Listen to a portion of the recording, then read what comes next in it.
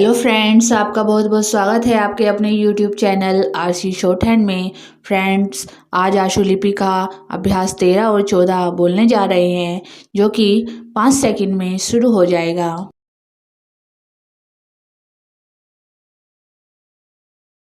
Ready start.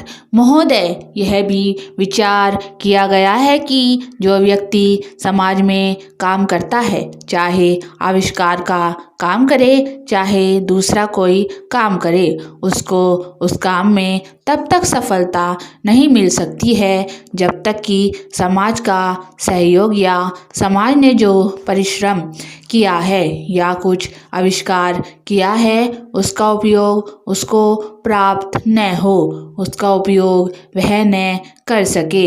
इसलिए जब भी कोई व्यक्ति किसी वस्तु का आविष्कार करता है तो आविष्कार करने में न केवल उसका अपना परिश्रम रहता है, लेकिन साथ ही साथ समाज ने जो काम किया होता है, चाहे विज्ञान के क्षेत्र में या प्रौद्योगिकी के क्षेत्र में या किसी अन्य क्षेत्र में, उस सबसे भी वह लाभान्वित होता है। इसलिए जब हम किसी आविष्कार के अधिकार की रक्षा करना चाहते हैं तो उसके साथ साथ यह भी विचार हमारे दिमाग में आता है, जिस व्यक्ति ने समाज की सहायता से आविष्कार किया है उस समाज को भी उसका फल अधिक से अधिक मिलना चाहिए। माननीय मंत्री जी ने भी कहा है कि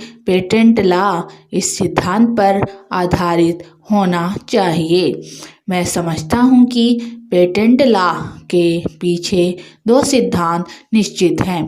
पहला सिद्धांत तो यह है कि जो व्यक्ति परिश्रम करके, धन लगाकर, अपना दिमाग लगा करके किसी वस्तु का आविष्कार करता है, उसके तथा अपने परिवार के लोगों के अधिकारों की जहाँ रक्षा होनी चाहिए, उसके साथ ही साथ जैसा मैंने अभी कहा है, कोई व्यक्ति समाज में व्यर्थ में काम नहीं करता है, वरन पिछले समाज के लोगों ने जो जो काम किए होते हैं, चाहे विज्ञान के क्षेत्र में या प्रौद्योगिकी के क्षेत्र में या किसी अन्य क्षेत्र में, और जिनके आधार पर वह कोई आविष्कार करता है, उसको उसका प्रतिफल तो मिले, लेकिन जो परिणाम हो उसका प्रतिफल समाज को भी मिलना चाहिए।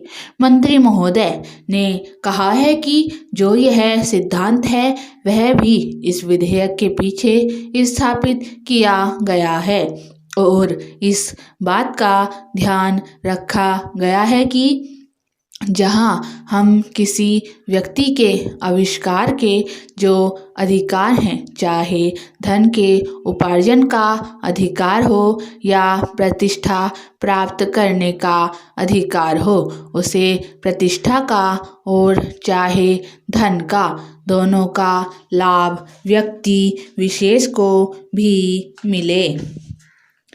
महोदय, देश में जो उद्योग धंधा चल रहा है या देश की उन्नति करने का, देश में समृद्धि लाने का जो वैज्ञानिक या प्रौद्योगिकी आविष्कार हो रहा है, उसमें भी उसका उपयोग पूरा हो। यदि ऐसा हो तो तभी मैं समझता हूँ कि हमारी पेटेंट प्रणाली सफल सिद्ध हो सकती है। यह प्रश्न उठ सकता है कि किस सीमा तक व्यक्ति के अधिकार की रक्षा की जाए और किस सीमा तक उसके अधिकार का हनन किया जाए, ताकि समाज का अधिक से अधिक लाभ हो, समाज उसका अधिक से अधिक उपयोग कर सके। एक दृष्टिकोण जो इसके पीछे है, हमें इस बात का अभिमान है कि हम 101 करोड़ हैं। हमारी कई जातियां हैं, कई धर्म, कई भाषाएं और कई प्रकार के रीति रिवाज हैं। इस विविधता से हमें लाभ उठाना चाहिए, किंतु आज भेदभाव का भूत हमारे सिर पर चढ़ रहा है।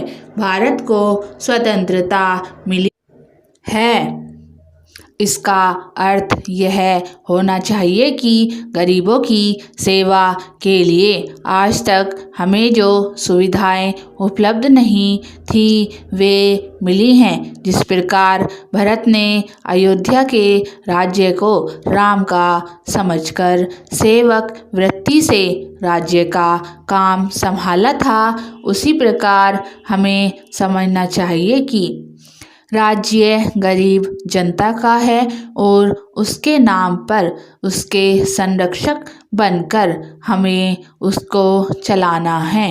अब गरीब को ऐसा अनुभव होना चाहिए कि हर एक उसकी सेवा में लग रहा है।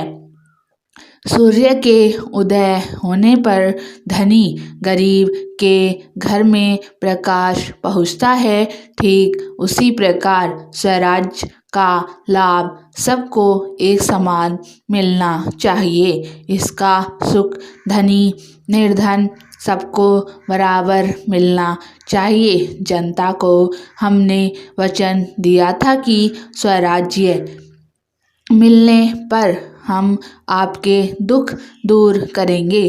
अब वह समय आ गया है जबकि हमें अपने उस दिए हुए वचन को सार्थक करना है। इतने बड़े देश में विचार भेद होना स्वाभाविक है। देखना यह है कि हम लोगों के विचारों में कुछ समान अंश भी हैं या नहीं। यदि हैं तो समान कार्यक्रम बनाइए। इस प्रकार कार्य करने से हमारे भेदभाव कम होते होते एक दिन मिट जाएंगे और अच्छी बातों का अपने आप उदय होने लगेगा।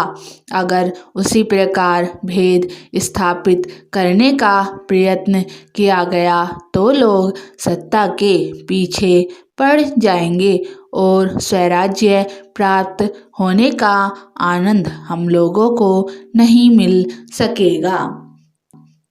स्टॉप।